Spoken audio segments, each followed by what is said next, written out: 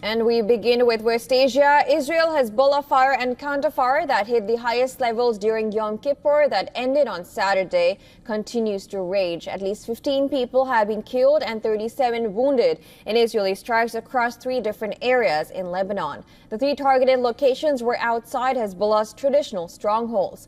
One of them was the town of Deir in northern Lebanon, which has not been struck before. Lebanon's health ministry has reported 9 dead in an Israeli strike on the village of Maisra.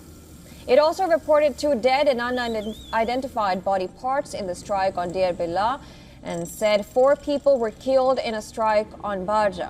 These are not areas usually considered Hezbollah strongholds. Lebanese official media also said that an Israeli strike targeted a marketplace in Nabatea. Flames were seen rising and smoke billowing from the rubble at the marketplace. This comes after the Israeli army asked residents to evacuate the city last week. The IDF has now issued evacuation orders in 23 more southern Lebanese villages that have been recent targets of Israeli attacks. Many of them are already almost empty. Israeli forces say they pounded roughly 280 terror targets over the Yom Kippur weekend. The IDF said that the sites belonged to both Hezbollah and Hamas and were targeted during combat operations in Lebanon and Gaza. From the other side, the IDF has claimed a massive Hezbollah attack on northern Israel. It says Hezbollah fired 320 projectiles from Lebanon into Israel through the weekend of Yom Kippur, Judaism's holiest day.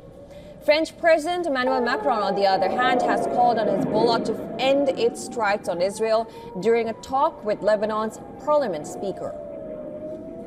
Meanwhile, another member of the UN peacekeeping mission in Lebanon is reported to have been struck by gunfire. This is the 5th peacekeeper wounded in southern Lebanon in just 2 days. The spokesperson for the UN interim force in Lebanon has said that Israel asked them to withdraw from positions in the border area, but asserted that the peacekeepers will not move 40 nations that contribute to the peacekeeping force in Lebanon have said that they strongly condemn recent attacks on the peacekeepers. The joint statement was released by the Polish UN mission and signed by nations including leading contributors such as Indonesia, Italy, and India. It said such actions must stop immediately and should be adequately investigated. In Israel, as the Yom Kippur holiday drew to a close, families of Israeli hostages held by Hamas gathered in Tel Aviv.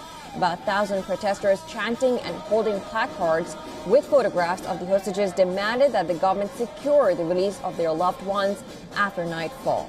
Protesters also said that the Israeli government needs to ask for forgiveness for abandoning the hostages.